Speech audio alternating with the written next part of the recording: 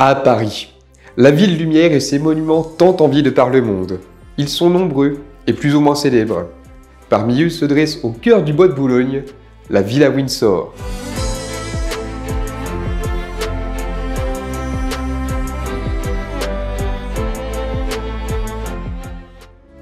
Longtemps oubliée, elle est réapparue à la mémoire de chacun en étant un presque personnage de la série Netflix The Crown. Et pour cause, elle fut pendant plus de 20 ans le théâtre de la vie mondaine du couple le plus sulfureux du XXe siècle, Édouard VIII et Wallis Simpson, le duc et la duchesse de Windsor. Avant eux, elle fut la résidence privée d'un certain Charles de Gaulle. Après eux, elle fut louée par un certain Mohamed Al-Fayed.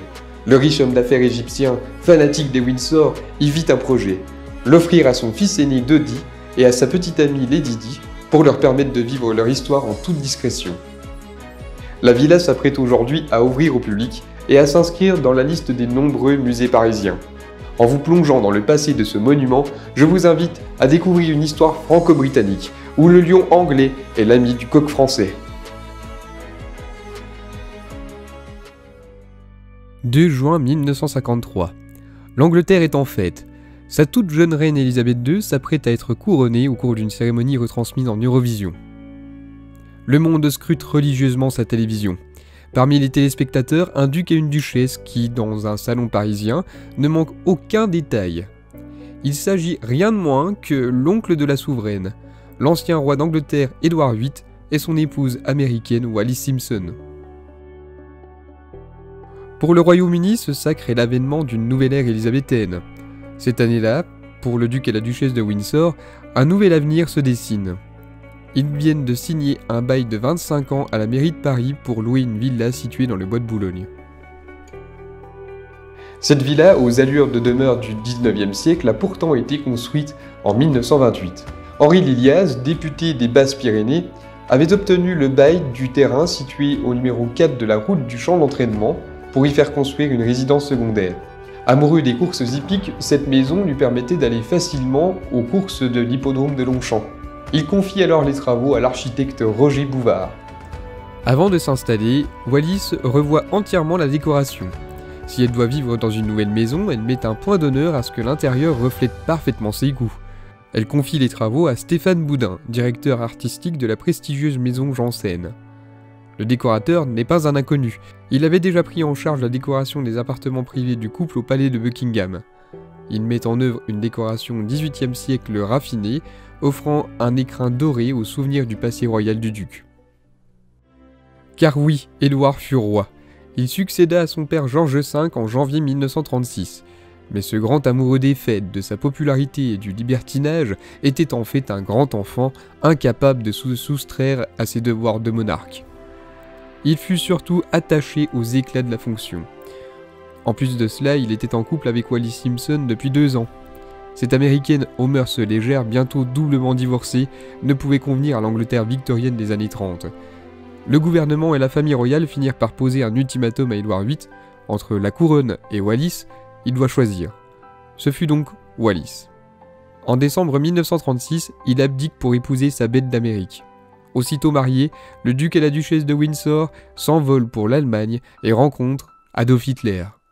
Ils sont accueillis tête des souverains par le régime nazi. Pour certains, les sympathies pro-nazis du couple ne font aucun doute. Pour d'autres, ce voyage n'est qu'une erreur parmi tant d'autres commises par les Windsor à la veille de la Seconde Guerre mondiale. Le gouvernement britannique ne savait que faire de ce couple qui dérangeait. En 1940, George VI, le frère cadet d'Édouard qui lui a succédé sur le trône britannique, le fait gouverneur des Bahamas. Pour Édouard et Wallis, la parenthèse des Bahamas est vécue comme un calvaire. Au revoir la vie mondaine d'aristocrate et bonjour l'ennui dans un univers qui n'est pas le leur. Aussitôt la guerre terminée en 1945, les Windsor sont autorisés à rentrer en Europe. Ils s'installent à Paris, dans un hôtel particulier situé boulevard Souchet. Mais très vite, il s'avéra trop petit pour leurs nombreuses soirées où le champagne coule à flot. C'est ainsi qu'ils posèrent leur malle Louis Vuitton flanquée de leurs chiffres dans la villa de Neuilly en décembre 1953. En passant le porche de la villa, les invités des Windsor découvrent un vaste hall sombre éclairé par un lustre provenant de Fort Belvedere, la résidence préférée du duc pendant ses années de prince de Galles.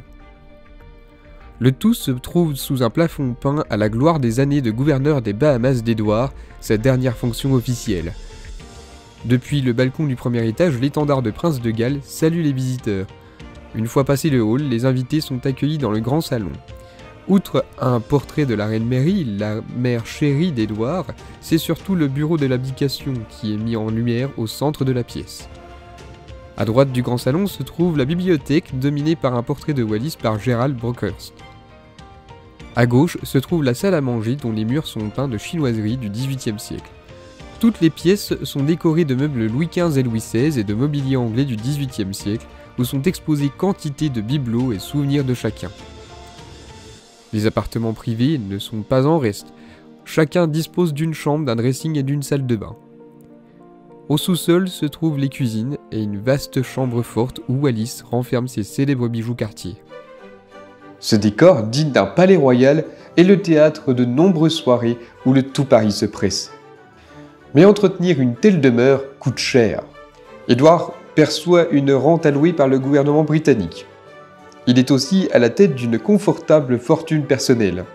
Mais tout cela ne suffit pas. Il publie en 1955 ses mémoires, qui sont un véritable succès littéraire. Wallis fait de même l'année suivante. Et en 1968, il loue l'extérieur de la villa pour tourner Darling Lily de Blake Edwards avec Julie Andrews. L'Amérique n'est jamais loin.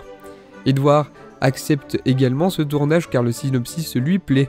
C'est l'histoire d'une chanteuse anglaise invitée à se produire en France pour supporter l'effort de guerre pendant la Première Guerre mondiale. Mais cette activité n'est qu'une habile couverture.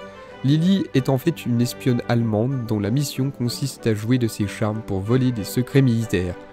Édouard est encore aujourd'hui soupçonné d'avoir délivré aux Allemands les failles de la ligne Maginot pour leur permettre de prendre facilement la France en 1940. Est-ce une coïncidence ? Le doute est permis. Quoi qu'il en soit, en toute discrétion, la villa fait son entrée à Hollywood. Le 7 octobre 1971, la villa accueille des hôtes officiels, l'empereur Hirohito du Japon et son épouse. Le couple impérial est le seul à accepter de visiter publiquement le duc et la duchesse. Édouard pose devant les objectifs aux côtés de l'empereur, mais son état de santé ne fait aucun doute. Le duc est malade. Il respire mal et s'amaigrit très vite. Il souffre en réalité d'un cancer de la gorge. Une infirmière à demeure s'occupe de lui, d'autant qu'il est rapidement alité. Mais Édouard tient bon. Il veut rendre ses hommages à sa nièce qui a prévu de lui rendre visite le 18 mai 1972 à l'occasion de sa visite d'État en France. Élisabeth II, accompagnée des princes Philippe et Charles, arrive à la villa.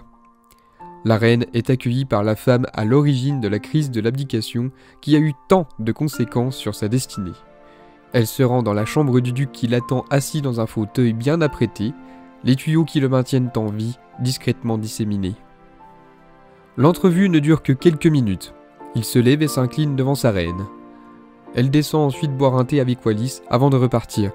Cette visite fut express, mais met un point final à la vie d'Édouard qui s'éteint une semaine plus tard. Wallis lui survit 14 ans. Elle passe le plus clair de son temps seule dans ses salons de la villa où certains objets ont disparu de la décoration. La couronne ayant récupéré une dizaine d'objets qu'elle considérait sa propriété. La duchesse rend son dernier souffle dans sa chambre le 24 avril 1986. L'intégralité de leur patrimoine est alors léguée à l'Institut Pasteur. Apprenant la nouvelle de ce legs, Mohamed Al-Fayed s'empresse de racheter le patrimoine des Windsor. Il obtient aussi le bail de la villa pour 25 ans et s'attelle à redonner aux possessions des Windsor leur place d'antan. Il mène aussi une grande campagne de rénovation afin de sauvegarder la bâtisse et en faire un mausolée-musée à la gloire des Windsor. Ainsi naît la Villa Windsor, un nom totalement inventé par Mohamed Al-Fayed. Complètement fasciné par le couple, Al-Fayed embauche son personnel. Il refuse néanmoins de vivre dans leurs appartements. Pire encore, dans son quotidien, il refuse que ses pieds foulent le sol qui a supporté l'ancien roi d'Angleterre et son épouse. Il fait installer un tapis vert qui le mène directement de la porte d'entrée au second étage. Cette partie du bâtiment avait été désertée par Édouard et Wallis. Al-Fayed fait donc aménager sous les combles ses propres appartements destinés à héberger toute sa famille. Mais le milliardaire égyptien réside peu dans la villa. Lors de ses séjours parisiens, il lui préfère une suite au Ritz, le célèbre hôtel de la place Vendôme dont il est propriétaire. En reconnaissance de son investissement pour sauver la villa, Al-Fayed reçoit la Légion d'honneur et la Grande Plaque de la ville de Paris en 1989. Le maire de l'époque, Jacques Chirac, se déplace en personne pour lui remettre lors d'une réception exceptionnelle donnée entre les murs de la villa où se presse l'actrice Joan Collins ou encore le comte Spencer. L'aristocrate est alors loin de se douter que ce lieu sera l'un des derniers à voir sa fille en vie. Le fils d'Al-Fayed, Dodi, débute une idylle avec Lady Diana Spencer en juin 1997. Mohamed n'espère qu'une chose, que le couple médiatique se marie. Dodi aurait bien acheté une bague de fiançailles juste avant leur arrivée à Paris le 30 août. En fin de matinée, ils passent les grilles de la villa. Mohamed a insisté. Il voulait leur faire visiter. Son projet secret est de faire de la villa la maison du couple formé par son fils et la princesse. Pendant 2 heures, Diana et Dodi vont de salle en salle, scrutent les bibelots des Windsor, symbole de leur vie royale passée. Diana est bouleversée, tant leur malheur ressemble au sien. Ils déjeunent dans la salle à manger, puis repartent dans l'hôtel particulier de Dodi, rue Arsène Lousset. Quelques heures plus tard, leurs vies seront arrachées dans un brutal accident de la route dans le tunnel de l'Alma. Cet accident est un tournant dans la vie de Mohamed Al-Fayed.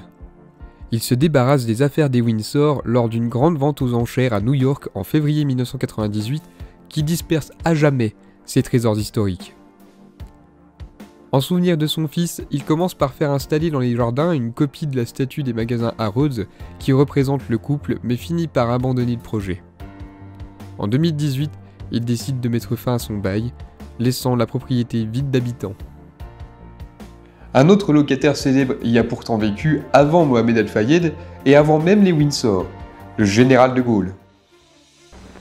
Paris, Paris outragé, Paris brisé, Paris martyrisé, mais Paris libéré. Le 26 août 1944, une foule compacte s'est rassemblée le long de l'avenue des Champs-Élysées. Elle acclame son libérateur alors qu'il descend la plus belle avenue du monde. 6 jours plus tôt, le général a quitté Alger, d'où il menait la résistance depuis mai 1943. Il s'installe au ministère de la Guerre, rue Saint-Dominique. C'est ici que se constitue le 9 septembre le gouvernement provisoire qu'il préside. Pendant ce temps, son épouse Yvonne et ses filles, Elisabeth et Anne, sont encore à Alger. Elles attendent le feu vert du patriarche pour pouvoir rentrer en France en toute sécurité.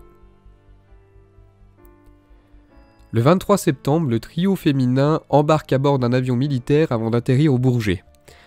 À bord d'une voiture, elles traversent la banlieue parisienne dévastée par les bombes et les obus des derniers combats. C'est dans une France en ruine que les De Gaulle s'apprêtent à vivre. La voiture les conduit aux 4 routes du champ d'entraînement. Elles ne peuvent que retourner à colomber les églises, la boisserie ayant été en partie détruite par les Allemands. Le général a choisi cette villa pour plusieurs raisons. Elle n'est ni trop loin de Paris, ni trop proche. Surtout, elle permettra à sa famille de vivre en toute quiétude, à l'abri des regards. Qui de mieux que le général pour justifier son choix? Dans ses mémoires de guerre, il écrit « Pour demeure, je n'ai pas voulu du palais de l'Élysée, marquant ainsi que je ne préjuge ni des institutions de demain, ni de la place que j'y prendrai. D'ailleurs, le train de vie qu'imposerait au général de Gaulle et qui coûterait à l'État l'installation à l'Élysée serait choquant au milieu de la misère nationale. J'ai donc loué à titre personnel un hôtel particulier en lisière du bois de Boulogne sur le chemin de Bagatelle. » C'est d'ailleurs pour sa localisation que Hermann Göring, le numéro 2 du régime nazi, aurait réquisitionné la villa pendant la Seconde Guerre mondiale pour ses séjours parisiens. Lorsqu'elle passe le perron de la maison, Yvonne s'exclame « Elle est un degré au-dessus de ce que j'aurais aimé ». Pour autant, elle prend en main l'installation de sa famille. Seule une gouvernante, une femme de chambre et une cuisinière sont là pour l'épauler. La vie quotidienne s'y organise comme le général le souhaite, paisible et austère, malgré les coupures de courant, le manque de chauffage et les tickets de rationnement. Son fils Philippe de Gaulle est encore au combat. En avril 1945, une permission lui permet de retrouver sa famille dans la villa de Neuilly. Dans ses mémoires, l'amiral n'a pas manqué de décrire la maison à l'époque de ses parents. Moderne et rectangulaire, cette maison de 2 étages a une certaine allure classique. Les murs clairs sont pratiquement vides de tableaux et d'ornements. Le mobilier et les tapis modernes et confortables. Rien n'est luxueux. Tout le quartier entourant la villa est sécurisé par des militaires qui ne plaisantent pas avec le règlement. Pour franchir le barrage, le mot de passe est Moscou. Yvonne ne vit pas pour autant en recluse, elle fait régulièrement des escapades dans Paris sans être reconnue, où elle va au bon marché et fait la queue dans les magasins presque vides. Elle s'occupe aussi énormément de sa fille trisomique Anne, qui fait de longues balades dans le jardin de la maison. La villa devient le centre de ralliement de la famille de Gaulle. Tous les membres de cette famille ont souffert de leur côté durant la Seconde Guerre mondiale. Geneviève de Gaulle, la nièce du général, a été arrêtée pour résistance avant d'être envoyée au camp de Ravensbrück. Marie-Agnès de Gaulle, la sœur de Charles, a elle aussi été incarcérée par les nazis. À partir de mai 1945, toute la famille de Gaulle se retrouve dans la villa de Neuilly pour se refaire une santé et vivre des jours heureux en famille sous la protection du patriarche. Le 9 mai 1945, Alain de Boissieu, ami du général et petit ami de sa fille Élisabeth, rentre du nid d'aigle d'Hitler que les armées coalisées viennent de prendre. De Boissieu passe les grilles de la villa à bord d'une voiture spéciale, la Mercedes blindée du Führer. Si le général se contente de la regarder songeur, sa nièce Geneviève ne résiste pas à l'envie de s'asseoir à la place d'Hitler, tel un pied de nez à celui qui a tenté de l'éliminer. Pendant ce temps, Charles de Gaulle n'oublie pas sa carrière publique. Il entame un tour de la France libre. Dans chaque région visitée, les Français sont présents par milliers. En tant que président du gouvernement provisoire, il a en charge la reconstruction de la France. Il rentre bien souvent à la villa accompagné de son aide de camp Claude Guy et de sa secrétaire Élisabeth de Miribel. C'est entre les murs de la villa qu'il décide les nationalisations de nombreuses entreprises, qu'il crée la sécurité sociale, qu'il organise les premières élections au pire par les femmes et qu'il signale la grâce de Philippe Pétain après sa condamnation à mort. Entre les murs de sa résidence, le général reçoit, mais les intime uniquement. Seuls quelques politiciens comme Léon Blum, Georges Pompidou ou encore Félix Faure y furent conviés. Le général aimait surtout s'entourer d'intellectuels comme Malraux, Bernanos, Valéry ou encore Mauriac. Tous se retrouvent toujours après le dîner dans la bibliothèque pour fumer quelques cigares. Au cours de ces discussions, le général prend la mesure de son impuissance face aux querelles et aux combines politiques renaissantes. Dans son esprit, la démission fait son chemin. Mais il ne l'annonce pas tout de suite. Sa famille s'apprête à vivre un heureux événement, il ne veut pas gâcher la fête. Le 4 novembre 1945, jour de la Saint-Charles, sont annoncées les fiançailles de sa fille Élisabeth avec Alain de Boissieu. Le couple pose fièrement dans les salons de la villa. Trop heureuse de cet événement, Élisabeth ne résiste pas non plus à se faire photographier dans le grand salon avant de devenir Madame de Boissieu. Le 2 janvier 1946, toute la famille de Gaulle se rassemble à nouveau à la villa pour les noces tant attendues. Élisabeth épouse Alain de Boissieu à la chapelle Notre-Dame de Sion. La réception a lieu dans la salle à manger de la villa. Le 20 janvier 1946, Charles de Gaulle démissionne de la présidence du gouvernement provisoire. Dès le lendemain, la famille quitte en toute hâte la villa. Son aide de camp Claude Guy raconte: dès mon arrivée à la résidence de Neuilly, j'aperçois Madame de Gaulle qui traverse le grand hall, le menton appuyé sur une pile de livres qu'elle transporte d'une pièce à l'autre. Des ficelles et des papiers traînent, quelques bagages près de la porte dans l'entrée. Allée et venue de Planton, consterné. Le général descend silencieux. Il essaie de bousculer le départ. Les bagages s'engouffrent dans la malle arrière. Madame de Gaulle s'assied dans la voiture. Le général s'inquiète de ce que les dernières éditions du soir ne lui soient point encore parvenues. Dans un mouvement d'impatience, il renonce à monter dans la voiture, regagne son bureau du rez-de-chaussée pour y lire les gazettes, qu'un motocycliste vient enfin d'apporter de la rue Saint-Dominique. Quelques minutes plus tard, le général monte dans la Cadillac de Roosevelt que j'ai fait placer le dos tourné aux grilles. Nous disparaissons par la porte de derrière, traversant Bagatelle. Madame de Gaulle essaie de plaisanter. Le général demeure prodigieusement silencieux. Les de Gaulle quittent cette résidence considérée comme un logement de fonction pour le pavillon de chasse de Marly. Pendant 3 mois, ils y attendront la fin des travaux de rénovation de la boisserie. C'en est fini de la vie républicaine de la villa.